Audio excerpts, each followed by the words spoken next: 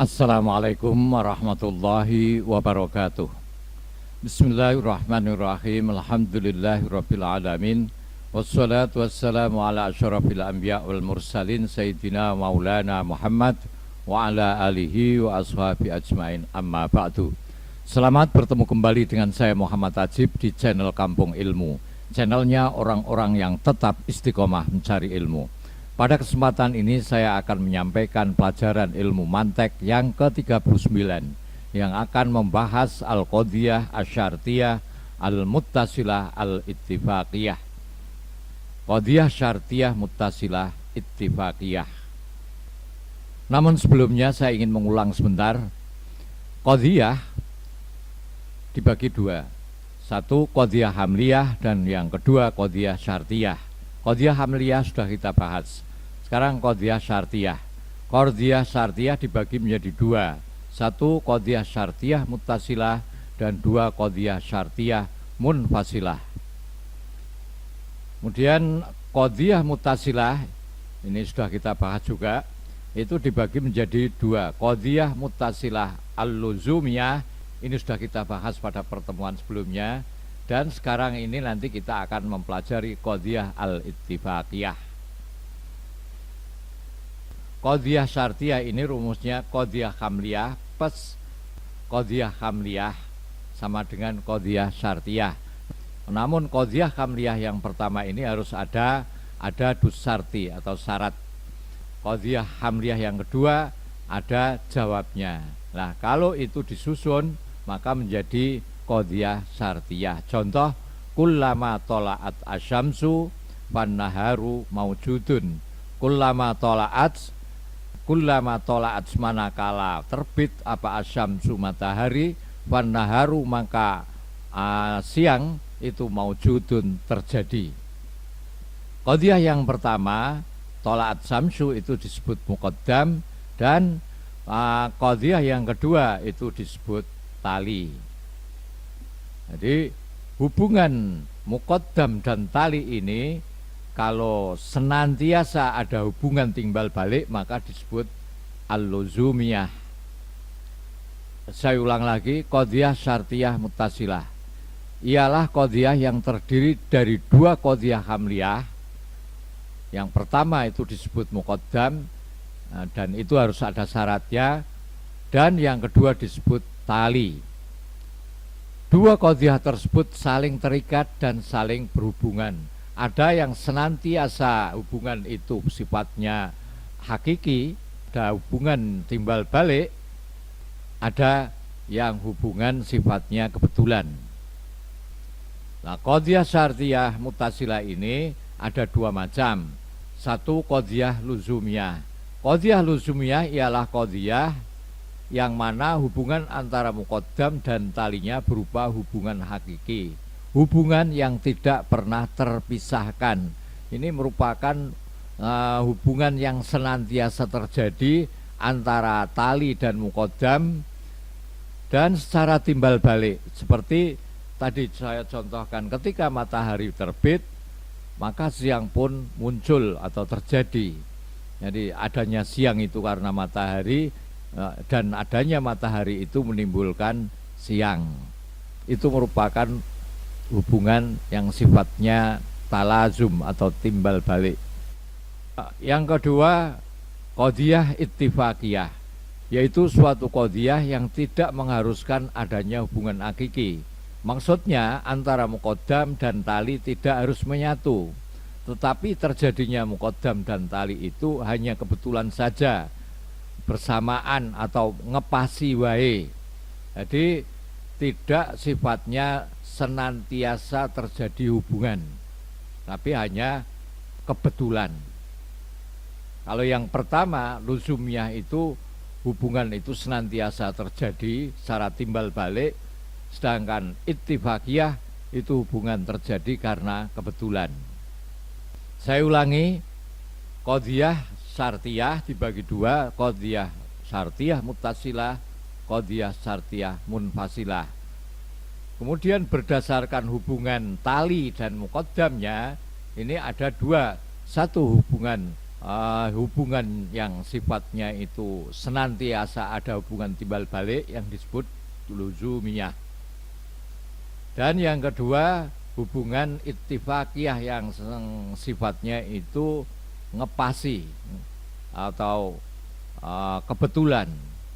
Jadi qadhiyah ittifaqiyah ialah suatu qadhiyah yang tidak mengharuskan adanya hubungan hakiki. Maksudnya antara muqaddam dan tali tidak harus menyatu, tetapi terjadinya muqaddam dan tali itu hanya kebetulan saja, hanya ngepasi, pas sama-sama begitu. Contoh, bila mana manusia bisa berbicara, maka kambing bisa ngembek.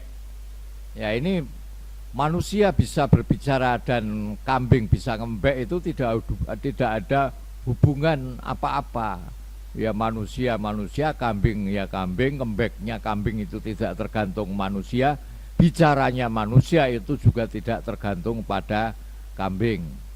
Contoh lagi, bila Juliari Peter Batubara, mantan Menteri Sosial Kabinet Indonesia Maju, dihukum karena korupsi dana bantuan sosial COVID-19, maka Habib Rizik Syihab dihukum karena ucapannya alhamdulillah saya sehat saat peraturan Covid masih berlaku. Itu bisa diperkarakan sehingga dihukum 4 tahun.